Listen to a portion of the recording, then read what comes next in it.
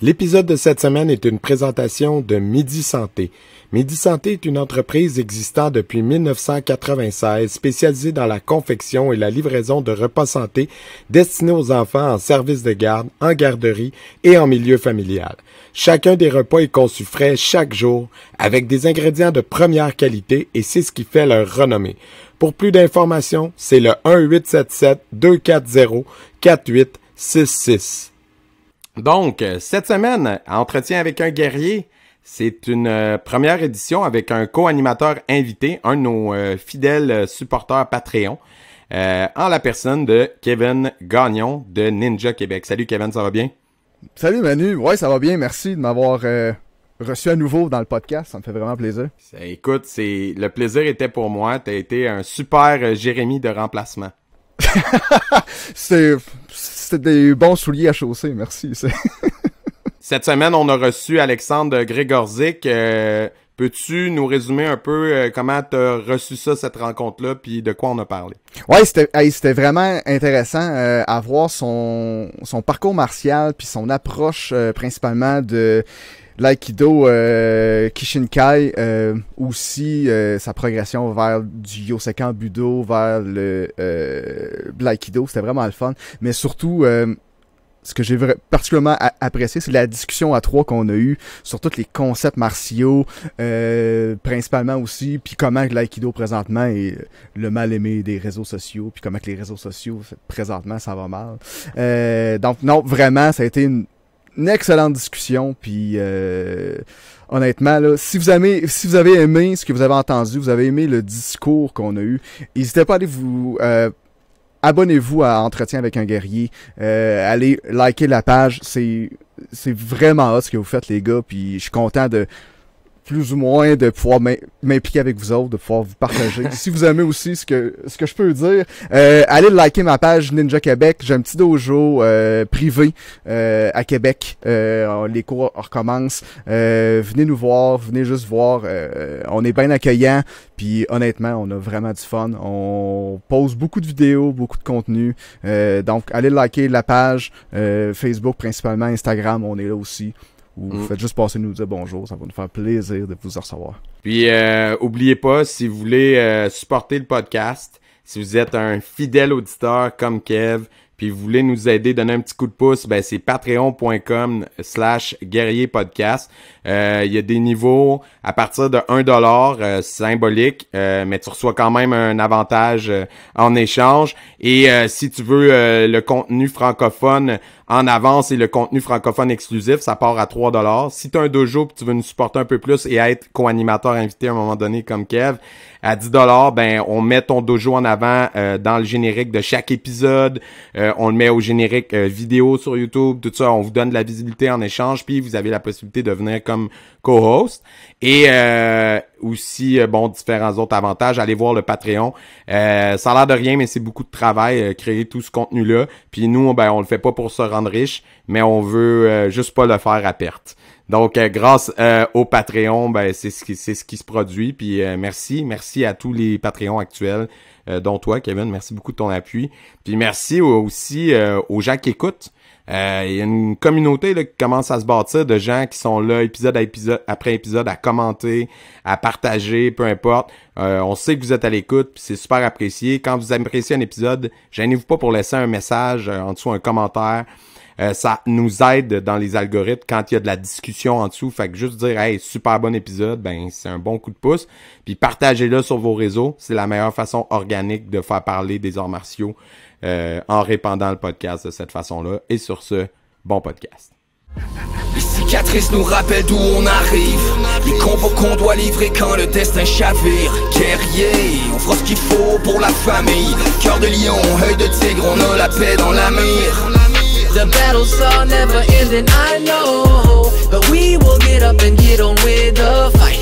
And we'll do whatever for what is right.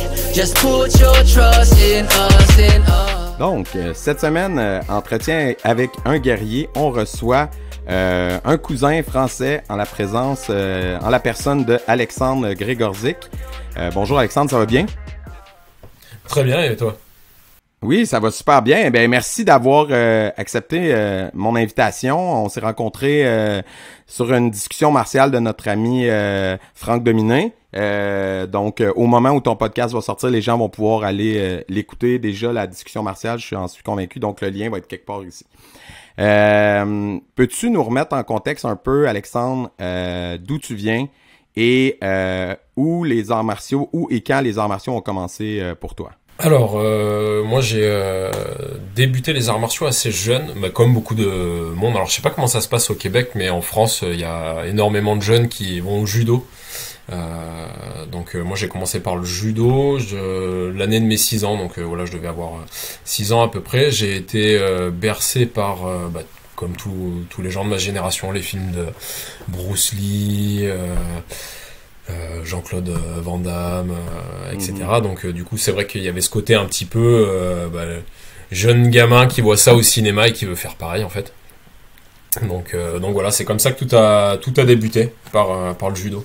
Là, t'es passé du judo à l'aïkido comment? Donc, est-ce que c'était plus un aspect de compétition que tu recherchais avec ça, ou? Ouais, le judo, c'était vraiment vouloir être fort. Tu vois, je reste persuadé qu'on est beaucoup comme ça. De toute façon, quand on va dans un dojo, c'est jamais par hasard. Et qu'il y a toujours, quelle que soit notre motivation, ça a beau être l'aspect santé, stretching, autre, peu importe. Il y a toujours un petit peu ce côté, on veut se mesurer, on veut se prouver aussi des choses. Et puis le mythe du personnage invincible, hein, Dragon Ball, Bruce Lee, quand tu les vois, c'est la personne qui maîtrise en une fraction de seconde un assaillant et qui peut faire face à n'importe quelle situation. Donc il y avait ce côté-là. Donc, et puis j'étais très compétiteur très jeune sur n'importe quelle activité. Je viens d'une famille de militaires aussi. Donc c'est vrai que l'aspect compétition, dépassement de soi était très prégnant. Ouais. donc voilà un petit peu comment j'ai commencé. Ensuite, alors j'en ai fait 4 ans. Moi j'avais un défaut, c'est que la compétition, j'adore ça, mais le règlement, c'est pas pour moi. Et je comprenais pas pourquoi j'avais pas le droit de frapper les personnes en face de moi, et si je perdais parce qu'on m'avait projeté alors que j'aurais pu mordre, pincer et me sortir de la situation, je comprenais pas le principe en fait. J'ai toujours un petit souci avec ça. Bon, ça a bien progressé depuis, heureusement. Donc voilà, donc il s'est passé que au judo, très très vite, j'ai commencé à jouer un peu avec le règlement, marcher sur les pieds, rentrer en mettant un coup d'épaule. J'étais jeune pourtant, mais voilà, j'avais un petit peu ce côté-là. Donc j'ai quitté le judo parce que j'étais frustré quelque part, et je suis passé à la boxe française. Pendant l'adolescence, que j'ai vraiment beaucoup apprécié. En plus, j'avais un professeur qui était aussi très bon compétiteur en boxe anglaise, donc on avait une formation à la fois en boxe française et énormément de cours aussi en boxe anglaise, donc ça c'était super. Et pareil, même dérive, c'est-à-dire qu'au début, chouette, je mets des coups de poing, je mets des coups de pied, et très vite, quand j'ai commencé à comprendre que je pouvais cadrer mon adversaire dans l'angle, lui mettre de la pression, j'ai commencé à rentrer au corps à corps, et quand ça me prenait, j'avais envie de projeter, et je me suis fait reprendre plusieurs fois à cause de ça. Donc j'ai arrêté. Encore une fois, frustration. Alors je tiens à préciser, ça venait pas de mes professeurs, hein, c'est vraiment moi qui captais pas le truc, quoi. En plus c'était donc après, quand j'ai arrêté, j'ai commencé, en plus c'est la période où je commençais à regarder les vidéos du Pride, les premières compétitions de Vale-Tudo où il y avait Wanderlei Silva qui tournait aussi. Du coup moi j'étais là, j'ai dit mais non, mais en fait c'est ça que je veux faire. Il n'y avait pas de club. Donc un jour au lycée, j'ai un copain qui avait commencé le Yosekan Budo, et qui me dit viens voir, on frappe avec les poings, les pieds, on peut projeter. Alors lui en plus il avait pas tout le vocabulaire, on utilise en Yosekan Budo des chobos. Je l'ai montré pendant la vidéo, l'espèce de long sabre en mousse en fait, et il me dit en plus on pratique avec des battes de baseball. Donc moi je dis ah ouais super, je vais venir quoi. Donc j'ai débarqué au Yosekan Budo. J'y suis resté une dizaine d'années, Et ensuite, j'ai découvert Léo Tamaki. Je suis allé à un stage avec lui, je crois que c'était à La Rochelle en 2008-2009, quelque chose comme ça. Ça m'a énormément plu. Et ensuite, du coup, je suis monté sur Paris pour suivre son enseignement. Ben, je fais une parenthèse ici, peut-être pour créer un lien avec mon co-animateur invité de la semaine. Kevin, si je me trompe pas, quand on t'avait rencontré sur le podcast, tu nous avais dit que le karaté que toi t'avais fait, c'était karaté Yosekan. Donc, c'est la même famille, non? C'était ça, toi aussi? Ouais, ben, c'était karaté Yosekan, puis éventuellement, dans les années... C'est ça. Je dirais dans les 96 ou 97, éventuellement, l'école a dérivé ou a décidé de changer pour Yosekan Budo. Puis à ce moment-là, on a commencé, donc on a passé d'un karaté ultra traditionnel, ferme, qui ressemblait un peu plus, peut-être plus à du Kenpo, ce qu'on voit. Puis on a dévié vers ce karaté beaucoup plus fluide, mais qu'avec les années, on se rend compte qu'il était lourdement influencé par l'aïkido, puis tout ça s'en venait, mais nous autres, on était en progression de changement, donc on appliquait les choses tranquillement, mais je me retrouve vraiment dans ce que tu dis, parce qu'en bout de ligne, c'est un peu pour les mêmes raisons que j'appréciais le passage à Yosekan Budo, parce qu'on avait toute cette côté de toutes les possibilités étaient là. T'sais, donc je pouvais projeter, je pouvais avoir des armes, je pouvais avoir un peu de tout. Donc j'avais vraiment apprécié mon passage. Mais je suis curieux par contre de voir comment un jeune homme qui me semblait plein de testostérone et plein de force et plein de compétitivité et t'atterris dans un art martial de paix et de plus pacifique et plus d'entraide entre Tuki et Tori. Ouais, parce que Kevin n'a pas écouté l'épisode avec Léo encore, il est pas sorti. Donc une fois que tu vas avoir écouté Léo, tu vas comprendre. C'est un autre game. Là. Il va pouvoir nous expliquer ça. Non, mais je suis curieux. Vas-y, on t'écoute. Je pense que c'est le fruit des rencontres. Déjà, première chose, moi j'ai toujours été là où je percevais que je pouvais apprendre d'un enseignant. Et si tu veux, moi la discipline, ça n'a jamais été un choix. Par exemple, quand je suis allé en Yosekan Budo, je suis allé voir l'enseignant. Je suis allé tester tout de suite et je suis resté parce que ça a matché en fait. Dès le premier cours, je me suis dit ouais ok c'est ça que je veux faire. Et pareil quand j'ai vu Léo la première fois, ça a été ouais ok ça m'intéresse. Sachant qu'en plus ce qui est un peu particulier, c'est que bon effectivement Yosekan il y a une partie Aiki Yosekan. Et j'ai eu une phase, à la base j'étais au Yosekan à Brive et je suis parti faire mes études à Limoges, donc à 1 heure de Brive. Alors je redescendais 3 fois par semaine pour faire les cours le soir et entre temps j'ai commencé les soirs où j'étais libre à faire le tour des clubs. Donc j'ai fait pas mal de clubs et autant dire que l'aïkido quand j'y allais franchement moi qui venais du milieu en plus de la compétition je trouvais franchement ça faut le dire hein, ridicule. C'est clairement pas quelque chose qui m'intéressait et j'ai commencé à suivre le blog de Léo parce que mon professeur du Yosekan Budo le suivait et l'avait invité à Brive et notamment en plus à l'époque j'avais fait les stages avec avant d'aller chez Léo avec Kakuzawa Minoru, Kono Yoshinori, j'avais rencontré Ino en stage, on était monté sur Paris et j'avais intégré l'école de Kuroda Sensei du Shinbukan 1 an avant de monter sur Paris et en fait Léo quand je l'ai rencontré tout de suite, il n'y avait pas de discours. Moi, j'ai toujours plein de questions. Il m'a dit, écoute, vas-y, attaque-moi. J'ai attaqué une première fois, il m'a dit, non, vas-y, envoie. Et je me suis retrouvé la tête dans le tapis. J'ai pas senti grand-chose, à part le sol. Et en fait, tout de suite, je me suis dit, ok, d'accord, bon, j'ai envie de comprendre comment il a fait ça. En plus, moi, j'avais un ego surdimensionné. T'imagines pas, ouais, c'est ce que tu dis, le petit jeune qui arrive plein de testostérone, qui fait de la compète, je pétais un peu plus haut que voilà. Et donc du coup voilà, tu te fais ramasser en 3 mouvements par une personne qui est bon. Léo est quand même déjà physiquement impressionnant, mais le fait en fait il utilise pas sa force. Sur le moment, j'ai rien senti du tout, et en fait il m'a convaincu comme ça. Donc voilà un petit peu comment, au fur et à mesure, j'ai dérivé vers l'aïkido, sachant que j'ai un enseignant Ryosei Kambudo qui est très curieux de plein de choses, et quelque part c'est lui qui m'a poussé à partir. Ça faisait une dizaine d'années que j'étais avec lui, et régulièrement il me disait non mais va tester, je lui posais des questions, et non mais vas-y, hésite pas à aller voir toi-même. Et quand je suis parti sur Paris et que je lui ai annoncé, en fait Jean-Luc était dans quoi ce que j'ai ressenti, était hyper content pour moi, et il m'a jamais fait regretter mon choix ou c'est dommage tu pars. C'est un super enseignant pour ça. Il m'a jamais retenu quoi. C'est ça, pour faire un lien avec l'épisode avec Léo, les gens pourront l'écouter.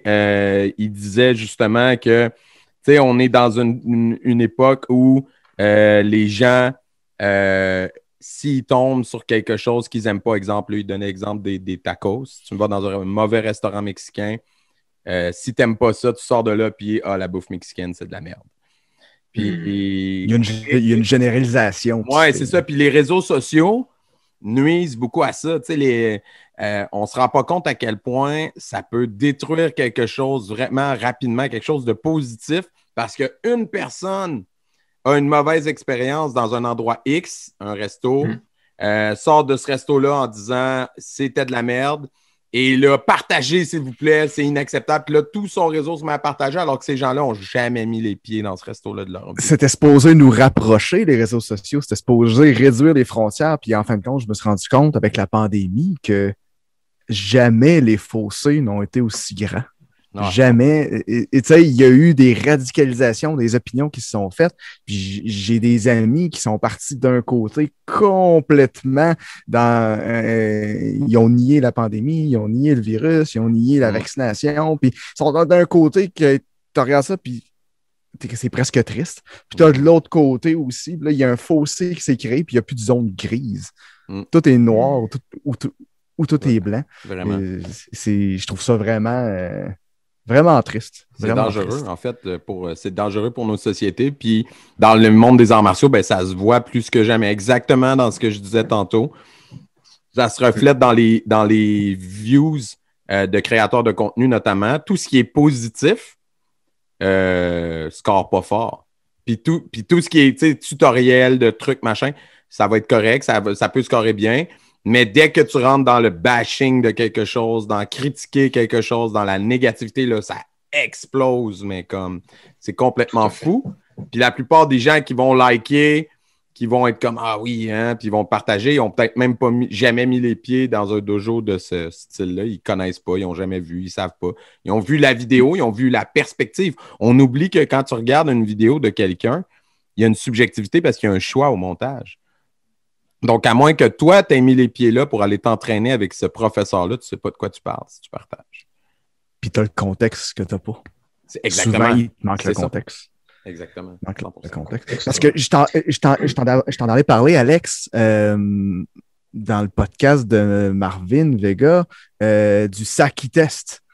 Puis étrangement, en ninjutsu, quand on est rendu 5e dan, c'est quelque chose, c'est un rite de passage qu'il faut faire, voir si on est capable de se mettre dans le moment présent, maintenant, et de voir est-ce qu'on est capable de sentir ce danger, voir si on est capable de juste sentir ce moment-là, de ne pas se poser de questions, puis on se tasse. Mais après ça, tu vois des vidéos où est-ce que tu vois juste Atsumi Sensei qui toc, qui sac juste des coups de shinai sur la tête du monde. C'est comme next. Et ça a l'air complètement loufoque. Ça a l'air complètement loufoque. Mais ils n'ont pas le contexte. Ils n'ont pas la pratique. Puis toutes les années d'entraînement qu'il faut en arriver pour juste mettre son esprit ou mettre sa pensée à off, à être là au moment présent, puis au moindre petit indice qui peut être auditif, qui peut être énergétique, qui peut être whatever. Tu danses. C'est assez spécial. C'est un travail hyper intéressant, mais on en revient, tu vois, sur par rapport aux démonstrations. Les vidéos, c'est une démonstration. Et je pense qu'il y a un poids, mais on peut pas ça a toujours été le cas. Quand tu fais partie d'une école et que tu as envie de t'y investir, t'es pas juste un élève. Pour moi, t'es un représentant d'une tradition, d'un enseignement. Et tu vois, par exemple, le Saki Test, donc effectivement, j'en ai parlé dans la vidéo, et c'est un travail qui peut être hyper intéressant. Mais est-ce que c'est intéressant de mettre une vidéo dessus et de le montrer au public? Tu vois? Parce que en fait, ce que toi tu perçois comme incroyable, parce que effectivement, le travail et le ressenti que ça demande, c'est un truc qui est hors du commun. Je dis pas vivre pour le extraordinaire, comprendre. mais voilà, faut le vivre pour le comprendre. Tout le monde en est capable. Ça demande un certain travail. Mais voilà, il y a qu'est-ce que toi tu perçois, et est-ce que ce que tu perçois comme bien, est-ce que c'est bien à le montrer à tout le monde? Et est-ce que c'est pas quelque part un truc qui t'appartient normalement et qui est dans ton travail aussi? Et je pense qu'il y a ça aussi chez les enseignants. On en revient à ce que vous disiez tout à l'heure. Mettre une vidéo de soi. Tu vois, par exemple, moi, j'avais réfléchi à une période, je voulais faire une chaîne YouTube sur l'aïkido, les techniques, les principes, les machins et tout. Mais en fait, au final, je suis qui pour montrer ça? Personne. C'est à qui de montrer ça? C'est à mes enseignants. C'est pas à moi de faire ce travail-là à leur place. Et encore, est-ce que c'est un travail pertinent à faire? Si c'était pertinent, mes enseignants, je pense qu'ils l'auraient fait déjà. Donc, se mettre en avant pour faire des petites vidéos de démonstration, moi, je le fais de temps en temps, je me permets de le faire. J'essaie de pas inonder non plus les réseaux sociaux par rapport à ça. Mais ça s'adresse à un public, c'est de la com. Mais je fais hyper gaffe à ça parce que quelque part, quel que soit le style, tu es représentant d'une catégorie de pratique. Si ton art est considéré comme un koryu, quand tu fais un truc dégueulasse que tu as montré, c'est ton école qui prend, mais en plus de ça, c'est les personnes qui appartiennent à cette catégorie de style qui prennent 100%. Aussi. Mais c'est drôle parce que ce que tu décris, chez nous, les passages de ceinture après la première, le premier passage de ceinture, donc la ceinture jaune, les parents d'enfants ont droit d'assister. Mais à partir du moment d'un certain âge, il n'y a plus de spectateurs pour les examens. Donc, à passer cette ceinture-là, il n'y en a plus. Parce que sur les examens, pour différentes raisons que tu as décrites un peu, ça rejoint un peu ce que tu dis, il y a des moments humains qui appartiennent à l'élève de 1, qui ne sont pas un truc de foire. Puis c'est pas parce qu'il n'y a personne qui va se faire humilier, là. Okay? C'est pas un truc sectaire ou un truc secret, dangereux. C'est parce qu'il y a des moments, il y a des émotions qui vont se faire vivre, des trucs psychologiques qui vont être traversés par l'élève sur différents tests. Puis, c'est ça, c'est pas un spectacle. Puis 2, c'est niaiseux, mais le parent souvent va dire, moi, j'en ferai pas de karaté, ça te dérange pas, tu peux me le dire, c'est quoi vous faites?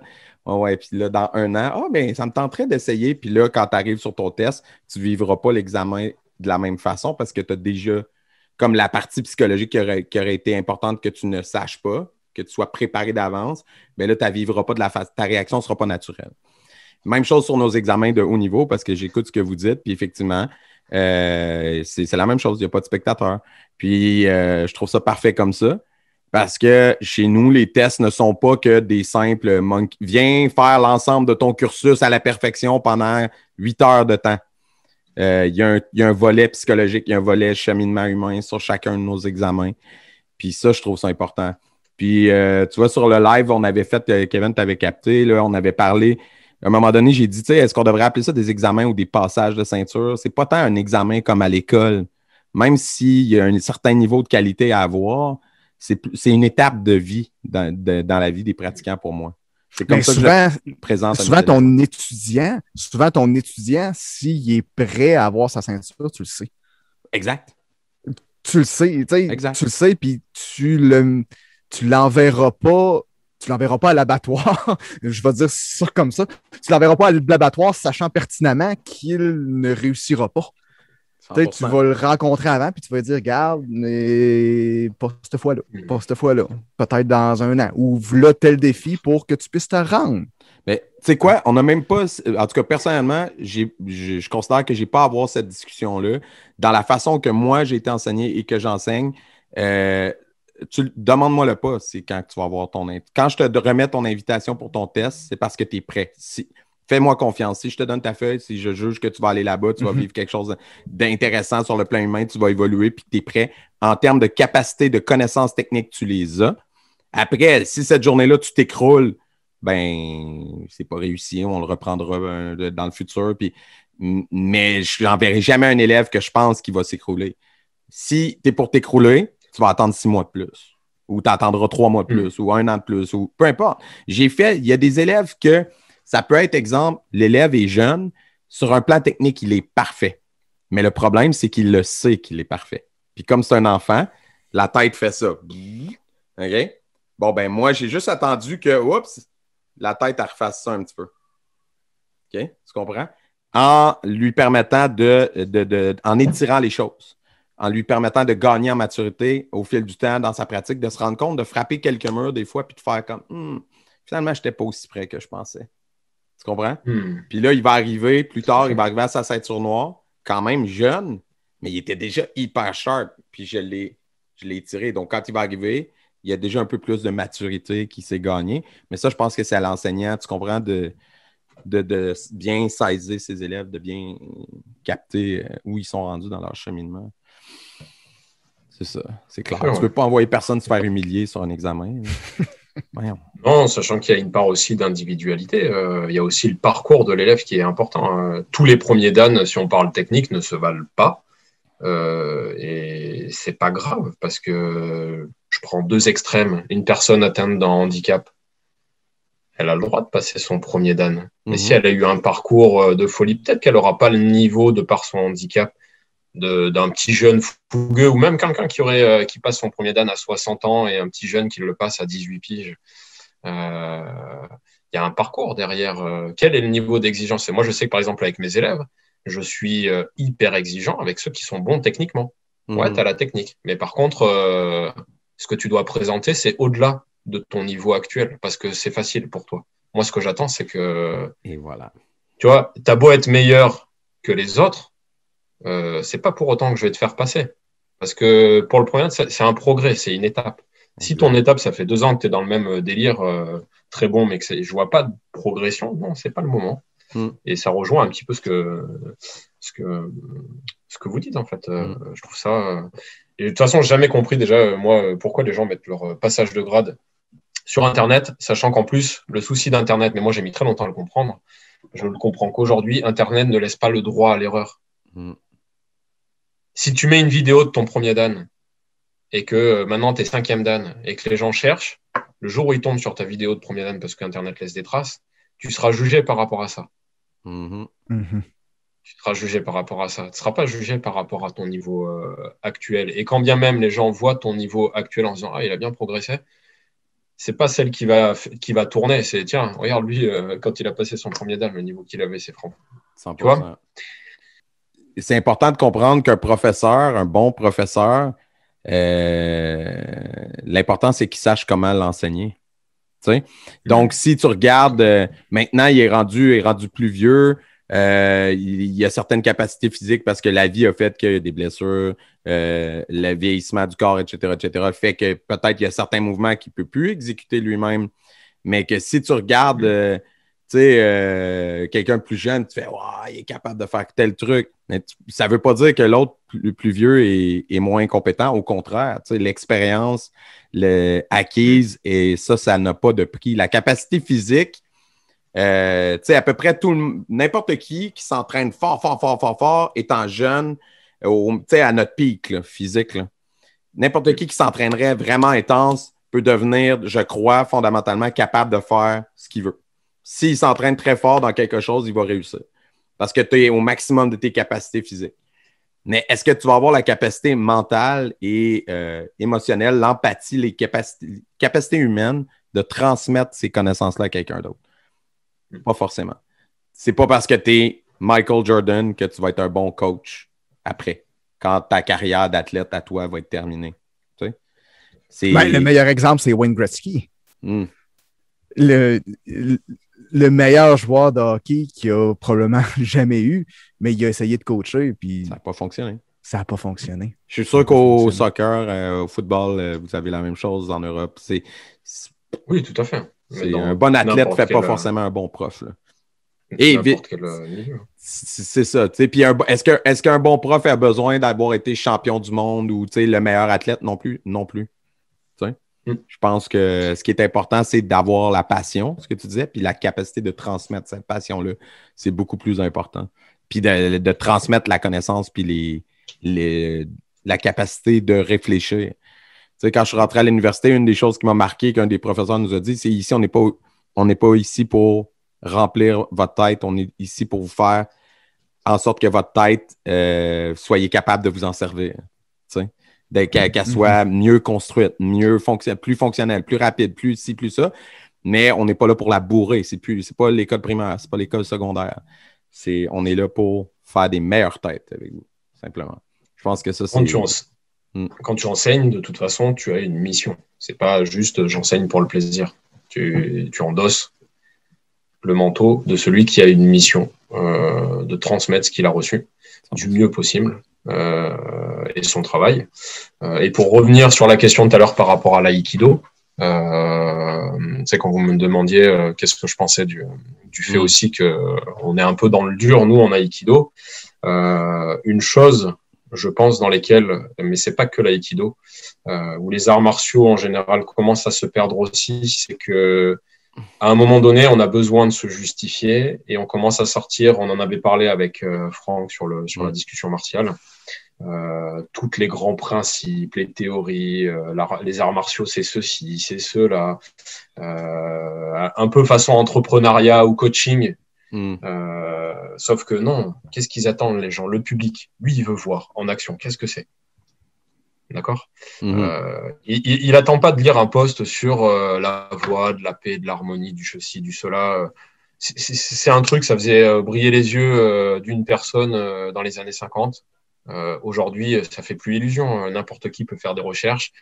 Ok, d'accord, bon, il me parle de quoi? L'énergie, le ceci, le cela, c'est quoi l'énergie, machin. Et il se rend compte que vite fait, il y a anguille sous roche, que tout le monde en parle, que personne n'est d'accord dessus, que c'est un truc un peu mystique dans la tête des gens. Bon, moi, j'ai pas envie de faire ça. Je vais à la salle de boxe. L'avantage des sports de combat, c'est que il y a pas de questions à se poser à la fin de l'entraînement. On met les gants, on voit qui c'est qui prend. Voilà. Et tu vas prendre et l'autre va prendre. Et tu as ta réponse. Là, 100%. Le discours il faut 10 ans ou 20 ans pour apprendre ou toute une vie. Pour moi, il faut arrêter avec ça. C'est pas le temps qu'on soit d'accord ou pas d'accord avec. C'est que ça ne fait plus rêver les gens. Et tu vois, par exemple, pour rejoindre un petit peu l'expérience que je peux avoir avec mes professeurs, ce sont des gens qui parlent très peu sur le tatami. Ils expliquent, ils donnent les mots justes, mais ils ne font pas de discours. J'ai jamais eu un cours où pendant 5 minutes, le cours il a arrêté. Et là, il y a un discours un peu fleuri sur les samouraïs, le ceci, le machin. Non. On pratique. Si tu as des questions, ils sont prêts à y répondre, bien sûr, avec grand plaisir. Mais tout se passe par la pratique. Et tu le développes par la pratique. On n'a pas besoin de mettre des mots sur qu'est-ce que c'est la distance, qu'est-ce que c'est ceci, qu'est-ce que c'est ça. Des fois, effectivement, on a besoin de l'expliquer aux élèves, d'utiliser des méthodes pédagogiques, de mettre quelques mots dessus. Mais il n'y a pas besoin de faire des discours de 3 heures dessus. J'imagine pas un samouraï à l'époque prendre une leçon sur quelles sont les différentes...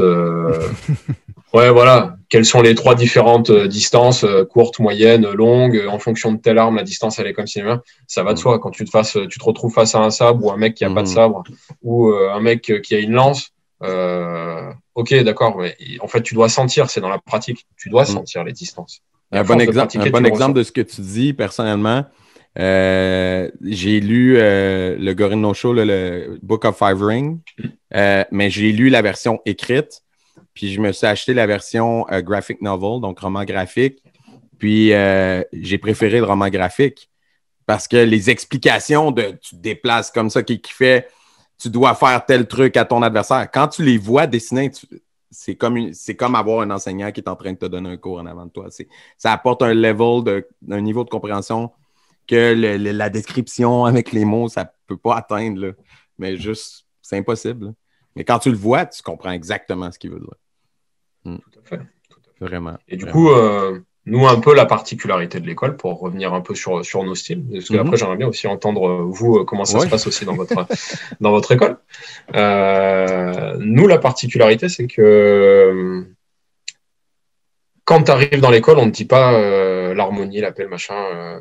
L'objectif, c'est un art de survie. Le but, c'est la personne t'agresse, le but, c'est de détruire. C'est pas une self-défense. Parce que la self-défense, le but, c'est pas de détruire ton assaillant. Il y a des lois, quand même. Faire très attention à ça. Donc, pour ceux qui suivent des cours de self-défense, faites attention à vos enseignants. D'accord ? Renseignez-vous bien sur est-ce qu'ils connaissent les lois, les machins, les ceci, parce que ça c'est hyper important. Et du coup, tout découle de ça. Tous les principes qui sont au cœur des écoles japonaises découlent du champ de bataille. Et je reste persuadé que c'est en se plongeant au cœur de ce travail-là qu'on va pouvoir cheminer et comprendre au fur et à mesure l'évolution qui s'est passée et que ça va t'apporter des choses. En se confrontant à ce côté martialité, cette violence-là, parce que c'est quelque chose de violent, les arts martiaux, c'est chaotique, c'est le sang, c'est pas l'autre m'attaque et là je fais un truc, bam, façon Kill Bill, le sang gicle, je ressors vaincu, tout le monde m'a vu et m'applaudit. C'est non, ça tu t'en vends pas, tu vois, je pense que donc du coup c'est en te confrontant à cette violence que du coup les principes prennent du sens et qu'au fur et à mesure, par exemple, qui veut la paix prépare la guerre. Pourquoi ? Si on parle d'un contexte contemporain aujourd'hui, déjà, d'une part, c'est connaître son ennemi. Le fait de connaître son ennemi, c'est pouvoir mettre en place une stratégie ou réagir. C'est évacuer une dose de stress de l'inconnu, parce que quand tu es face à l'inconnu, pourquoi on va vers les arts martiaux ? Parce que quelque part, peut-être qu'on manque aussi un peu de confiance en nous au départ. Et que le fait de se confronter à tout ça, quelque part, on apprend sur nous et on se développe. Tiens, ouais, finalement, prendre un coup de poing, c'est pas si méchant que ça. Donc, c'est d'apprendre à rester en paix malgré la situation violente. Ouais, c'est tout à fait. Moi, je pense que c'est le cœur du propos. C'est la spécificité des arts martiaux. Comme on en parlait dans l'entretien avec Franck, moi, je pense que si tu enlèves cette notion de violence, c'est de la danse. J'adore la danse. Mais un échange des corps en mouvement, pour moi, c'est de la danse. C'est une expression corporelle. Et la danse, c'est pas forcément musique en plus. Et que la spécificité, c'est ça chez nous, c'est comment réagir face à cette violence et qu'est-ce que je peux apprendre de cette violence sur moi, sur l'autre, sur mon environnement. Et si j'apprends à me connaître par rapport à ça, comment tu vois, par exemple, à dompter mes peurs, mon stress, dompter le fait aussi qu'il y a quelque chose qui n'a pas envie de coopérer en face, mais du coup, je vais pouvoir peut-être au fur et à mesure être plus serein, être en paix avec moi-même, prendre à laisser couler cette violence plutôt que de l'absorber et me crisper et me retrouver tétanisé par rapport à ça, pour pouvoir trouver les solutions et y répondre. 100%. Dans un contexte contemporain, pour moi, l'applicabilité, elle est là. Parce que tu vas pas demain sortir ton sabre pour dégoupiller tout. Non, c'est clair. Toi, Kevin, ça se passe comment en ninjutsu? J'aime dire que notre art a été nettoyé par l'épée. OK. Dans le sens que ce qui ne fonctionne pas est mort sur le champ de bataille. Donc, ce qui nous a été ramené, puis ce que l'histoire peut nous enseigner, ce que les vieux scrolls, parce qu'on a 9 familles, puis j'aime ça dire une 10e famille moderne, là, mais on a 9 familles traditionnelles qui viennent de vieux scrolls, puis tu retrouves ça, puis tu es capable de remonter le possesseur de chaque scroll depuis quasiment 900 ans. Puis de toutes ces choses-là, c'est toutes des techniques ou des principes ou des outils que toutes ces familles de samouraïs-là et ces familles de ninjas-là ont mis en application qui peuvent réussir à faire en sorte que tu vas survivre à cette agression-là ou que tu vas passer à travers cette situation stressante-là. Puis ça va d'art de champ de bataille à art des armes, à des techniques de méditation. Puis là, si tu creuses vraiment en creux, ben là, tu tombes dans l'espionnage, l'empoisonnement, puis ces choses-là. Mais on a tendance à pas trop se rendre là. Non? Faites pas de recette de poison, hein, je suis déçu, là. D'ici à mur est si vite arrivé. Mais non, donc, tu sais, je pense que tous les arts martiaux japonais partent tous de la même racine. Et en bout de ligne, c'est seulement l'école à quel point on veut aller plonger creux et à quel point une personne, un pratiquant, a le goût d'aller plonger creux dans ce savoir-là. Donc, tu as des gens qui vont prendre une des familles guerrières, qui vont l'extraire, puis qui vont se spécialiser dans les projections. Ouais. Donc là, le judo arrive. Après ça, tu as eu une gang qui ont pris pied-point. Le karaté est né. Après ça, tu as eu une autre gang qui a pris plus de l'évasion. L'aïkido est né. Puis là, après ça, tu as une gang de crinqués qui se sont dit « Hey, nous autres, on a les scrolls, on va faire du ninjutsu. » Puis là, après ça, ils sont tous morts, puis il restait un dude en 1920 qui avait encore tout ce savoir-là. Un. Puis, oups, ça a réussi tranquillement, pas vite, à refaire son chemin jusqu'en Amérique du Nord. Mais tu sais, est-ce qu'on est plus brillant que n'importe qui? Absolument pas, parce que quand je regarde et que j'écoute le discours d'Alex me rejoint, je fais comme « Wow, on n'est pas si loin! On n'est pas si loin, malgré que c'est de l'aïkido. Moi, c'est du ninjutsu. » Puis je te parle de Manu, puis c'est comme « Wow, votre karaté! » C'est comme « Non, il y a probablement que j'irais faire un tour à Gatineau, puis j'irais faire un cours. » Puis c'est comme « Wow, j'ai probablement de quoi apprendre de ce gars-là. J'ai probablement de quoi apprendre d'Alex. Puis j'ai probablement de quoi moi-même à m'enseigner. » C'est très drôle. Non, 100%. Mais je pense que ce qui rejoint les trois écoles qu'on représente, c'est que dans leur famille respectives martiales, c'est comme Aikido, le ninjutsu, c'est la martialité, le Kenpo, ce qui le distingue d'un point de vue historique des autres styles de karaté, c'est l'événement qui est arrivé quand ils ont nationalisé le karaté. Le Japon est arrivé à Okinawa puis ils ont dit bon, le côté main de Chine, vous allez nous enlever ça, les références à la Chine, etc., etc. Puis le Kenpo, tel qu'on le pratique en Amérique du Nord, a été apporté en Amérique du Nord par des Japonais qui étaient émigrés à Hawaï. Et donc, c'est des gens qui ont continué dans la martialité, qui ont été à l'écart de cette tendance-là sportive qui a été ramenée, pas pour pointer du doigt certains styles de karaté plus que d'autres, là, mais certains sont tombés plus dans le côté sportif, compétitif, développement personnel, physique, etc. Ce qui est très bien. Mais dans le Kenpo, dans certaines de nos techniques ou même dans nos katas, il y a des, par exemple, cassages, ici, je dis, tu frappes le genou, tu frappes le coude, etc. Puis je pratiquais récemment avec une collègue martiale qui vient plus de Shotokan et de d'autres styles. Puis elle a dit, tu vois, moi, dans des katas, on m'a jamais expliqué de cassage de coude ou de cassage de genou, là. Dans le Kenpo, c'est présent parce que le Kenpo, c'est l'autodéfense, c'est la survie en situation réelle. Maintenant, dans les écoles de karaté Sonfuki aujourd'hui, on est moderne, fait qu'on touche à différents aspects martiaux. On fait du point fight comme style de combat. Nous, on ne fait pas du comité. Le style qui est enseigné, c'est le point fight. Donc, c'est rapidité, rentre dedans. Tu peux frapper à la tête parce que mettre un casque. Il y a des règles dans le volet combat. Mais le volet autodéfense, c'est le volet défense pour ta vie. Et il y a des trucs je vous ferai des techniques, puis il y a des trucs qui rejoindraient des trucs que j'ai fait avec le dude du Salon des arts martiaux qui était Kevin. Quand j'avais fait un séminaire avec toi, il y a plein de trucs que j'étais comme, ça ressemble à des trucs qu'on fait, tu sais. Puis je vois des trucs sur des vidéos de Léo Tamaki, puis il y a des principes, il y a des trucs qui ressemblent à ce qu'on fait aussi, tu sais, d'utiliser l'énergie de l'autre, de son mouvement pour comme faire continuer le mouvement pour aller en projection, pour le faire tomber, contrôler. La différence, c'est que c'est comme tu dis, je pense que certains styles se sont spécialisés, alors que d'autres sont demeurés généralistes peut-être, dans leur pratique, si on compare avec des médecins, comme je l'avais déjà dit, mais C'est vraiment ça. Puis, tu sais, chaque médecin est important. Le spécialiste est important, mais le généraliste aussi. Parce que le généraliste, il te forme à justement toucher un peu à tout, puis à être capable de faire face à différentes situations. Puis ça, c'est super important. J'ai vu un vidéo récemment de Ian Abernathy en Angleterre.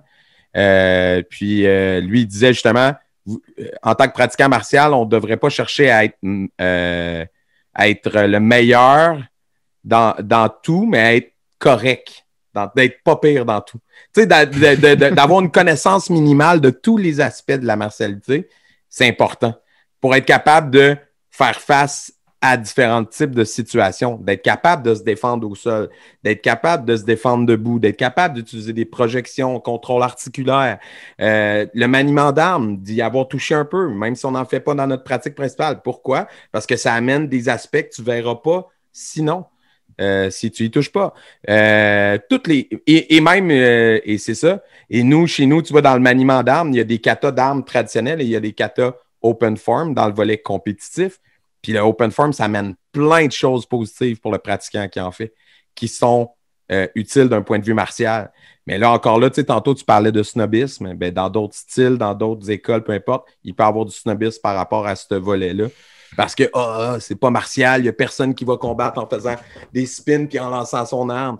Ouais, mais non, c'est parce que si c'est ce que tu vois, parce qu'encore là, tu vois, ça, c'est le danger d'Internet. Tu vois un kata open form avec de la musique, avec le gars qui spin son arme, machin, puis que toi, tu viens d'un style traditionnel où tout ce que tu as fait, c'est du Kobudo, ce qui est très bien. Il y a plein de bonnes choses dans le Kobudo aussi. Puis là, puis que toi, tu as été, entre guillemets, brainwashé à détester ça parce que, tu sais, ça vient jamais du vide, là, ça. C'est pas vrai qu'un élève arrive dans l'école avec déjà tous les préjugés des arts martiaux dans sa tête. Il y a quelqu'un qui va lui transmettre à quelque part, là. Tu comprends? L'élève, il n'est pas en faisant le point form, c'est de la crotte ou l'aïkido, ça vaut rien. Ou le ninjutsu, c'est faux. C'est des fake ninjas. Il n'y a personne qui naît comme ça. Il y a quelqu'un qui a donné cette opinion-là à quelqu'un. Probablement qu'en bout de ligne, à la fin de la journée, ce qui est le plus important dans tout, au-delà des styles, au-delà de tout ce que tu veux, ça va être juste, est-ce que tu as trouvé le professeur qui va pouvoir t'amener plus loin? Puis c'est probablement juste cette relation-là d'humain à humain qui va faire en sorte que ça va donner que cet humain-là va pratiquer l'aïkido, le karaté, le ninjutsu. Puis c'est cette relation-là qui va faire que tu vas continuer, tu vas pouvoir perdurer dans un art. Parce que une fois que cet être humain-là va t'avoir appris tout ce qu'il peut t'apprendre, va faire un peu comme ton professeur a fait, Alex, a dit, garde, va voir ailleurs. Il y a d'autres choses aussi qui existent, puis va te propulser encore plus loin. Puis ça, je pense que c'est probablement la source de tout ce qu'on fait. Tout à fait, ouais. Les élèves sont souvent notre propre miroir. Oui. Non, mais tu vois, c'est bête, hein, mais quand tu enseignes, des fois, ils font une bêtise et t'étais pas en forme, t'as montré la technique et en fait, t'es en train de râler et tu dis, mais c'est pas possible, ils comprennent rien. Sauf qu'en fait, ce jour-là, t'as pas fait gaffe et c'est toi qui as fait la connerie. Donc, tu fais semblant de dire que c'est eux, comme ça, t'es tranquille. Mais en fait, au fond de toi, tu sais que c'est toi. Donc, tu vas te corriger, tu vois. Vraiment. Non, mais tu vois, souvent, des élèves... alors après... les élèves, c'est aussi une part d'individualité, ça faut pas l'oublier aussi. Mais si dans ton dojo, si tu vas dans un dojo, moi j'ai toujours été très sensible à ça et je suis passé dans des dojos où 80% des élèves, tu sens que c'est fermé, tu sens qu'ils sont imbus de leur personne, que c'est les meilleurs, et en fait très rapidement tu te rends compte que l'enseignant c'est pareil. Si 80% des élèves t'accueillent avec plaisir, machin, qui sont prêts à partager, tu peux te dire, peut-être pas les yeux fermés, mais quasiment tu te dis bon. Déjà, même si la pratique, c'est pas forcément mon truc et tu as le droit de ne pas apprécier une pratique, c'est normal. Il faut faire des choix de toute façon. Là. Les arts martiaux, c'est aussi être capable de faire des choix. Mais tu sais que aussi, peut-être que ça me parle pas trop forcément ce qu'ils font, mais par contre, je peux reconnaître à l'enseignant qu'il a cette qualité-là et que ça se voit chez ses élèves. Et ça, je pense que c'est un point important. Souvent, on note les points négatifs, mais pour progresser, il faut prendre les points positifs. Tu peux avoir voire 90% de points négatifs chez une personne, mais au final te dire, lui reconnaître que par contre là sur ce point-là, c'est quand même un sacré personnage. Ou sur ce point-là, il est quand même largement au-dessus de moi, je peux m'en inspirer. On a tous à apprendre quelque chose chez les autres. Et je pense que ça, c'est la base. Toutes les personnes que je connais qui progressent hyper vite, c'est Léo, par exemple. Moi, je l'ai toujours vu. Alors, c'est difficile de juger. Enfin, j'ai pas envie de juger parce que je suis son élève, mais moi, la sensation que j'ai toujours eue, c'est qu'on courait derrière lui au dojo. C'est-à-dire que des fois, d'une semaine à l'autre, il a montré un truc, puis d'un seul coup, la semaine d'après, tu as l'impression qu'il a pris level plus 10, et puis tout le temps, et toi, tu es en train de courir derrière pour essayer de rattraper, et puis lui, il te tire vers le haut, et puis en plus, lui, ça le pousse à aller encore plus loin. Et du coup, en fait, c'est qu'il a cette capacité à s'inspirer à pas fermer les portes. Il s'inspire vraiment, il a la capacité à percevoir, tiens, chez tel musicien, chez tel professeur, et même chez des élèves. Même chez des élèves, des fois, tiens, tel élève, il a fait ça. Et Mochizuki Sensei, même chose. Moi, je l'ai vu en stage, voir accueillir des élèves du Osegan Budo, qui était allé en stage de Jiu-Jitsu brésilien, et lui, le soir, hyper curieux. Ah, vous avez pratiqué quoi, machin, ça, c'est sympa. Et puis, tu te rends compte qu'en fait, c'est pas une passoire, quoi. C'est vraiment une éponge. C'est tout ce qui peut le nourrir, ils absorbent tout, quoi. Ah ben, ça, un professeur qui prétendrait qu'il apprend rien de ses élèves aussi, c'est soit un con, soit un menteur, là. Je veux dire. Wow. Non, mais c'est simple. Si tu n'apprends rien, je veux dire, va-t'en, change de métier. Puis ou t'es menteur, t'apprends plein de choses, puis tu fais comme si tu l'as appris d'ailleurs, mais dans le fond, c'est tes élèves qui t'ont apporté ça. Tu sais, tes élèves t'apportent, de par leur questionnement, de par leur remise en question, de par leurs propres intérêts, ils nourrissent ta propre réflexion.